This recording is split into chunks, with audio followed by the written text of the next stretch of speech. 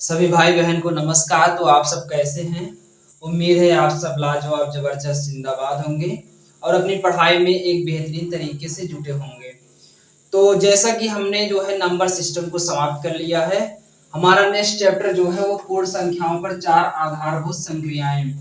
इसमें हम पूर्ण संख्याओं पर जो संक्रियाएं होती हैं उन सब चैप्टरों पर जो है वो डिस्कस करें।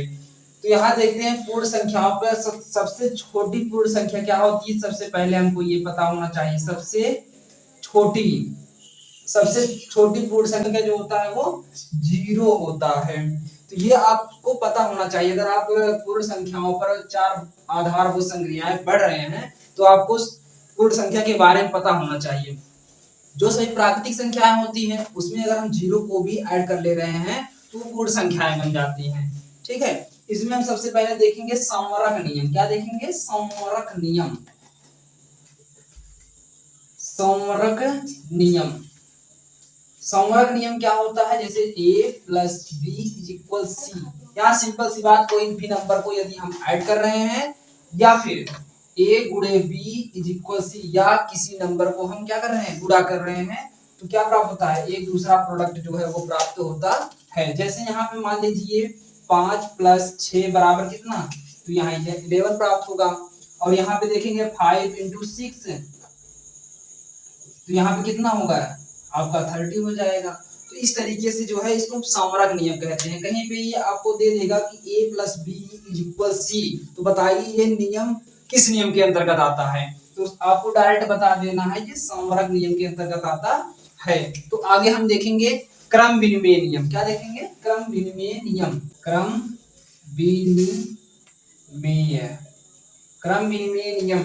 क्रम विनिमय नियम में हम ये देखेंगे कि कोई भी नंबर, जैसे यहाँ a plus B is equal B plus A, या फिर आप कह दीजिए कि a गुणे बी इज इक्वल होता है b गुणे ए। तो ये इसको हम जोड़ का नियम कहते हैं और इसको हम गुणा का नियम कहते हैं। तो ये आपको पता होना चाहिए। जैसे यहाँ पे मान लीजिए अगर 5 प्लस 6 को हम ऐड करेंगे तब भी उतना ही आएगा, और 6 प्लस 5 को ऐड करेंगे तब पर भी उतना ही आएगा। जैसे यहाँ 11 हो गया बराबर यहाँ 11 हो गया। इसी तरीके से हम गुणा का भी देखेंगे। जैसे मान लीजिए यहाँ 6 इंटू 5 है इज इक्वल 5 इंटू 6 है, तो यहाँ कितना हो गया? 30, और यहाँ कितना हो गया? 30। तो इसको हम क्या कहते हैं? इसको हम कहते हैं क्रम विनिमय नियम। तो ये आपके एग्जाम में केवल ऐसे ही देगा कि आप बताइए कौन से नियम के अंतर्गत आता है। तो आपको पहले संवरक नियम पता होना चाहिए, इसके बाद क्रम विनिमय नियम, इसके बाद हम देखेंगे साहचर्य। साहचर्य नियम में हम ये डिस्कस करेंगे, जैसे यहाँ a प्लस बी प्लस सी कोई भी नंबर है तो ये बराबर होता है a प्लस बी प्लस सी के। जैसे यहाँ पे हम एग्जांपल देखेंगे, तो यहाँ अगर 5 प्लस ब्रैकेट में मान लीजिए 6 प्लस 9 कर दिए हैं, और यहाँ पर देखेंगे 5 प्लस 6 प्लस 9, तो इसको हम कहेंगे साहचर्य नियम। तो यहाँ हम देखेंगे तो ये कितना हो गया? 9 6 15 5 20 इज इक्वल यहाँ हो गया 6 5 11 9 20। तो ये देखिए आपका इज इक्वल आएगा। तो यहाँ आपको डायरेक्ट ये आपको पता होना चाहिए कि साहचर्य नियम हम किसको कहते हैं। तो 3 नियम हो गया। एक तो हो गया आपका संवरक नियम, क्रम विनिमय नियम और साहचर्य नियम। तो आगे जो है एक होता है बंटन नियम। जो है बंटन नियम क्या होता है वो भी आप लोग डिस्कस कर लीजिए। जैसे बंटन नियम में होता है जैसे a गुणे b plus C is equal यहाँ हो जाएगा आपका बंटन नियम। डायरेक्ट कैसे होता है बंटन नियम में? यहाँ हो जाएगा आपका a b plus a c। तो जैसे यहाँ पे हम देखेंगे, जैसे एग्जांपल के तौर पे यहाँ पे मान लीजिए 5 गुणे 6 प्लस 7, तो ये दोनों का इसमें क्या हो जाता है? मल्टीप्लाई हो जाता है। तो जैसे 5 6 30 प्लस 5 7 35, इसको जोड़ेंगे तो 30 30 60 65 हो जाएगा। तो इस तरीके से हम देखेंगे क्या? बंटन नियम। ये क्या है? बंटन नियम। बंटन नियम इस तरीके से हम जो है इसको फाइंड कर सकते हैं। तो आगे हम देखेंगे जो है वो इकाई अंक। इकाई अंक जो होता है आपके चैप्टर से बहुत ही महत्वपूर्ण होता है। तो इकाई अंक में जैसे मान लीजिए आपको पूछेगा कि बताइए इस नंबर का इकाई अंक क्या होगा। कैसे पूछता है कि जैसे यहाँ पे हम लिख दिए 7 + 6 + 9 + 8, तो बताइए इसका जो है वो इकाई अंक कितना होगा। तो इकाई अंक सिंपल सी बात, जैसे यहाँ पे 7 6 कितना हो गया 13 हो गया, तो 13 को केवल 3 उठाना है, बस आपको 13 को 3 उठाना है और 9 में ऐड कर देना है, तो 9 3 12 हुआ। अब 12 का 2 उठाना है और 8 में ऐड कर देना है, तो 8 2 10, 10 कितना ऐसे, तो इसका इकाई नियम हम देखेंगे कितना हो जाएगा 0। इसका इकाई अंक कितना हो जाएगा, इकाई अंक हो जाएगा 0। जैसे मान लीजिए यहाँ पे आपको बहुत बड़ी बड़ी नंबर दे दे, गुणे 9 8 7 गुणे 6 5 गुणे 8, अब बताइए इसका इकाई अंक क्या होगा। तो इकाई अंक सिंपल सी बात है, आप जो है ये 6 को उठाइए, पीछे वाले नंबर को उठाया जाता है और यहाँ पे 6 7 में गुणा कर देंगे तो क्या हो जाएगा 6 से 42, तो इसमें कितना आया 2, 2 को उठाएंगे 5 में गुणा कर देंगे, 2 5 10, यहाँ 10 0। जैसे ही इकाई अंक 0 मिलेगा वैसे ही आपका जो है पूरा का पूरा क्या बन जाएगा 0, इकाई अंक कितना बन जाएगा 0। तो यहाँ देखिए 0 का पूरा 8 में करेंगे तो कितना आएगा 0 आएगा, तो इसका इकाई अंक कितना हो गया 0। तो इस तरीके से मान लीजिए हम यहाँ 9 8 7 6 5 × 9 8 5 कर रही है, तब यहाँ पे पूछ लिए कि आप बताइए इकाई नियम क्या होगा। तो एग्जाम में तो वहां प्रेशर रहेगा, आप लोग इसका गुणा करने लगेंगे। गुणा बिल्कुल नहीं करना है, बस आपको ये पीछे वाला नंबर उठाना है और पीछे वाले नंबर से गुणा कर देना है। यहाँ कितना हो गया 5 × 5 = 25, तो 25 में इकाई अंक क्या है 5 है। तो इस तरीके से हम जो है वो निकालेंगे। और ये भी ध्यान रखिए कि आपका 0 जो होता है वो 1 और 5 और 6, इसका इकाई अंक जो होता है वो सेम टू सेम रहता है। इकाई अंक क्या होता है इसका सेम टू सेम रहता है। अगर 0 है तो 0 0 0 होता चला जाएगा, 5 है तो 5 होता चला जाएगा। जैसे 5 का गुणा 5 में करेंगे तो 5 × 25, फिर 5 × 25 25 ही आ रहा है ना। जैसे यहाँ पे देखिए अगर हम 5 का गुणा 5 में करेंगे, 5 गुणा 5 में तो यहाँ देखो 5 × 25 5 आया, फिर 5 × 25 फिर 5 आया, फिर 5 × 25 फिर 5 आया। तो इस तरीके से जो इसका इकाई अंक मिलेगा वो 5 मिलेगा। तो वैसे हम 6 का भी फाइंड करते हैं। आगे देखेंगे जैसे कुछ होता है विभाज्यता के नियम। विभाज्यता के नियम आपके जो है सिलेबस से बहुत ही महत्वपूर्ण होता है। तो यहाँ हम देखेंगे विभाज्यता का नियम क्या होता है। विभाज्यता के नियम, ये आप लोग जो है इसको इंपॉर्टेंट करके लिखिए, ये आपके एग्जाम में पूछा जा सकता है। क्यों? क्योंकि विभाज्यता का नियम ज्यादा पूछता है। तो यहाँ हम देखेंगे विभाज्यता का नियम क्या होगा। जैसे एक की विभाज्यता का नियम क्या कहता है, एक की विभाज्यता का नियम कहता है कि सभी जो अंक होते हैं, सभी जो नंबर्स होते हैं वो एक से कट जाएंगे, एक से विभाजित हो जाएंगे। एक की विभाज्यता का नियम क्या कहता है कि सभी नंबर जो है वो एक से कट जाते हैं, एक से डिविजिबल हो जाते हैं सभी नंबर। यहाँ 2 का नियम देखेंगे। 2 का नियम ये कहता है, 2 के विभाज्यता का नियम ये कहता है कि अंतिम जो है अगर 2 अंक 2 से विभाजित हो रहा है वो पूरा का पूरा नंबर क्या हो जाएगा 2 से कट जाएगा। जैसे मान लीजिए यहाँ पे हम लिख दिए 5 6 9 2 8, तो यहाँ हम देखेंगे 2 का विभाज्यता नियम कहता है कि अगर अंतिम अंक 2 से विभाजित हो रहे हैं, ये का पूरा नंबर क्या हो जाएगा 2 से कट जाएगा। ठीक है। इसके बाद हम देखेंगे 4 के विभाज्यता का नियम क्या कहता है। 4 का विभाज्यता का नियम कहता है कि यदि अंतिम 2 अंक, क्या यहाँ पे था अंतिम 1 अंक, यहाँ पे है अंतिम 2 अंक, अगर 4 से वो कट जा रहे हैं तो वो पूरा का पूरा नंबर क्या हो जाएगा 4 से डिविजिबल, 4 से विभाज्य हो जाएगा। जैसे यहाँ पे मान लीजिए हम लिख दिए 5 9 2 8 2 8, तो यहाँ पे हम देखेंगे 2 अंक कौन से हैं, वो है 28। अगर ये दोनों अंक जो है वो 4 से कट जा रहे हैं तो ये पूरा का पूरा नंबर क्या हो जाएगा 4 से कट जाएगा। तो ये क्या कट रहे हैं, बिल्कुल हम यहाँ से ऐसे चेक कर लेंगे 4 का भाग करके, तो 4 × 24 4 से 28, तो ये कट गया, तो ये पूरा का पूरा नंबर क्या हो जाएगा वो 4 से कट जाएगा। इसके बाद हम देखेंगे 8 के विभाज्यता का नियम।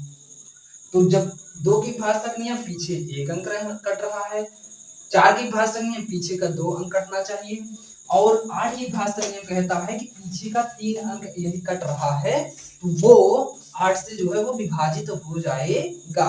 और 16 का नियम क्या कहता है, 16 का नियम कहता है कि यदि कोई लास्ट का 4 अंक लास्ट का 4 अंक यदि 16 से कट रहा है तो वो चाहे जितना बड़ा नंबर हो वो 16 से डिविजिबल हो जाएगा। तो ये 16 का नियम कहता है। इसके बाद कुछ हम और नियम को देखेंगे। जैसे यहाँ पे मान लीजिए 3 का नियम क्या कहता है।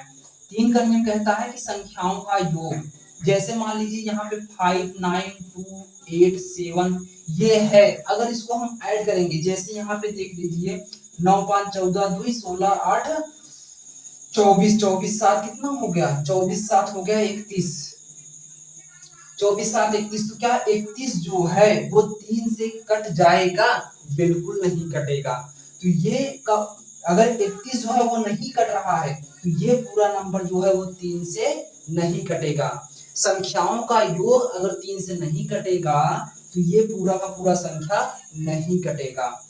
तो 3 जैसे मान लीजिए यहाँ पे अगर होता ये 7 नहीं होता तो 5 9 5 14 14 2 16 8 9 5 14 2 16 16 8 24, तो ये हो गया आपका 24। तो 24 क्या हो जाएगा, 24 जो है वो 3 से डिविजिबल हो जाएगा। तो यहाँ 3 से अगर हम भाग करके देखेंगे तो 3 8 24, तो ये जो है पूरा का पूरा नंबर किससे डिविजिबल हो जाएगा, 3 से डिविजिबल हो जाएगा। ऐसे ही हम देखेंगे 9 के विभाजक नियम क्या कहता है। इसका भी संख्याओं का योग कहता है कि आप संख्याओं का योग कर दीजिए। अगर संख्याओं का योग जो है वो 9 से कट जा रहा है तो वो पूरा का पूरा संख्या जो है वो 9 से डिविजिबल हो जाएगा। ठीक है, तो आगे हम देखेंगे जैसे यहाँ 5 का नियम। 5 का नियम क्या कहता है, 5 का नियम कहता है कि यदि लास्ट का अंक 0 हो या फिर 5 हो, क्या कहता है, लास्ट का अंक 0 हो या फिर 5 हो तो वह संख्या पूरा का पूरा किससे कट जाएगा, 5 से विभाजित होता है। ये जो है 5 का विभाजक का नियम कहता है। तो ये नियम आपको जो है वो पता होना चाहिए। जैसे मान लीजिए इसमें क्वेश्चन कैसे बनते हैं उसको हम डिस्कस कर ले रहे हैं। जैसे यहाँ पे मान लीजिए हमने लिख दिया कि 7 5 9, यहाँ पे स्टार करके आपको देगा 2 5। ये बताइए यदि यह संख्या 3 से विभाज्य है तो स्टार के स्थान पर क्या आएगा। तो ये मान लीजिए आपका प्रश्न बन गया, यदि यह संख्या, कौन संख्या, जो 7 5 9 स्टार 2 5 दिया है 3 से विभाज्य है तो स्टार के स्थान पर क्या आएगा। तो हम कैसे फाइंड करेंगे, अभी पढ़ के आ रहे हैं कि 3 का विभाजक नियम क्या कहता है। 3 का विभाजक नियम कहता है कि संख्याओं का योग, तो हम योग निकाल देंगे, 7 5 12 12 9 21 21 2 23 23 5 कितना हो गया, 23 5 हो गया 28। तो बताइए 28 जो है वो 3 से डिविजिबल हो जाएगा, बिल्कुल नहीं होगा। तो अब बताइए हम यहाँ स्टार के स्थान पे क्या लिख दें कि जो ये 28 है वो 3 से डिविजिबल हो जाए। तो बताइए यहाँ पे हम क्या लिखेंगे, 28, इसके बाद अगर यदि हम यहाँ पे 2 लिख दे रहे हैं तो ये कितना हो जाएगा, 30 30 जो है वो 3 से डिविजिबल हो जाएगा। तो स्टार के स्थान पे हम क्या लिखेंगे, 2। तो ये आपका फाइनल आंसर हो गया। ऐसे ही और क्वेश्चन पूछ सकते हैं, जैसे मान लीजिए यहाँ पे 9 का विभाजक का नियम पूछ ले, 10 का विभाग आपका जो है 8 का विभाजक नियम पूछ ले। तो 8 का विभाजक नियम क्या होता है, अगर अंतिम 3 अंक जो है वो कट रहे हैं तो वो जो है 8 से पूरा का पूरा नंबर कट जाएगा। इसी तरीके से पूछेगा। और एक होता है जो है वो इजारा के विभाजक नियम। तो इजारा के विभाजक नियम क्या होता है वो भी डिस्कस कर ले रहे हैं। जैसे इजारा की विभाजक नियम कहता है कि सम संख्याओं का योगफल और विषम संख्याओं का योगफल क्या होना चाहिए, वो बराबर होना चाहिए, या फिर उसका अंतर जो है वो 0 होना चाहिए। जैसे मान लीजिए यहाँ पे दे दिए 5 6 9 7 3। जैसे यहाँ पे विषम संख्याओं का योगफल, जैसे यहाँ पे 5 9 और 3 ऐड करो तो 9 5 14 3 17। तो विषम संख्याओं का योग कितना आ गया, 17, और 7 6 13, और यहाँ पे मान लीजिए 4 है, 7 6 13 13 4 17, और यहाँ भी 17 हो गया। तो इसका जो है ये दोनों साइड विषम संख्याओं का योग और सम संख्याओं का योग बराबर होना चाहिए। तो वो जो है 11 से ये पूरा का पूरा नंबर जो है 11 से डिविजिबल हो जाएगा। मान लीजिए प्रश्न कैसे बनता है, मान लीजिए यहाँ से कोई ऐसे जो है यहाँ मान लीजिए स्टार कर दिया, स्टार करने के बाद आपसे पूछेगा कि बताइए यदि यह संख्या 11 से पूरा डिविजिबल है, 11 से पूरा विभाज्य है, तो स्टार के स्थान पर क्या आएगा। तो हम कैसे फाइंड करेंगे स्टार के स्थान पर क्या आएगा। तो यहाँ हमको पता है विषम संख्याओं का योग करेंगे, तो विषम संख्याओं का योग करेंगे तो कितना आ रहा है 5 9 5 14 3 17 हो गया। इसके बाद यहाँ 6 स्टार है, स्टार जो है वो पता नहीं है, वही चीज तो फाइंड करना है। तो 6 4 10, तो यहाँ हो जाएगा 10 प्लस के स्टार। अब बताइए स्टार के स्थान पे हम कौन सा नंबर रख दें जो 17 के बराबर हो जाए। तो यहाँ हम 7 फाइंड करेंगे और ऑप्शन में 7 रहेगा, आपको उसी पे क्लिक कर देना है। तो ये हो गया आपका विभाज्यता का नियम।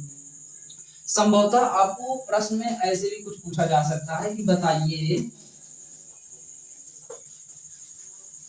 जो है, जैसे मान लीजिए यहाँ लीजिए 1 की घात 0, तो इसका मान कितना आएगा। Option number 1 0, option number 2 5, option number 3 जो है वो आपका 8, ऑप्शन नंबर 4 जो है वो 1। तो बताइए इसका मान कितना आएगा। तो इसका मान जो है आपका 1 आएगा। जैसे यहाँ पे हम 59 की पावर अगर 0 लिख दे रहे हैं तब भी इसका मान कितना आएगा 1। अगर आपको जहां पे 0 दिखाई दे वहीं पे आपको 0 का मान जो है वो 1 मान लेना है। कोई भी कितनी बड़ी नंबर हो जाए, अगर उसका घात 0 है तो उसका मान कितना हो जाता है, हमेशा 1 हो जाता है। ये बात आपको ध्यान रखना है। और तो आपके चैप्टर में और जो है वो नंबर्स नहीं हैं, और जो है आप लोग को जो है और नंबर नहीं है, तो आपको बस इतनी सब चीजों को बात ध्यान रखना है। पूर्ण संख्याओं पर 4 आधारभूत संक्रियाओं में इस चैप्टर में केवल इतना ही प्रोसेस है जितना हम अभी आपको यहाँ बोर्ड पर बताए हुए हैं। तो उम्मीद है आपको ये वीडियो पसंद आया होगा। यदि आप चैनल पर पहली बार विजिट कर रहे हो तो चैनल को सब्सक्राइब कर लीजिए और बेल आइकन भी प्रेस कर दीजिए ताकि कोई भी नया वीडियो हम बनाएं सबसे पहले आप तक पहुंचे। इसी बीच जो है हम ये आप सेशन जो है समाप्त कर रहे हैं। जय हिंद, जय भारत।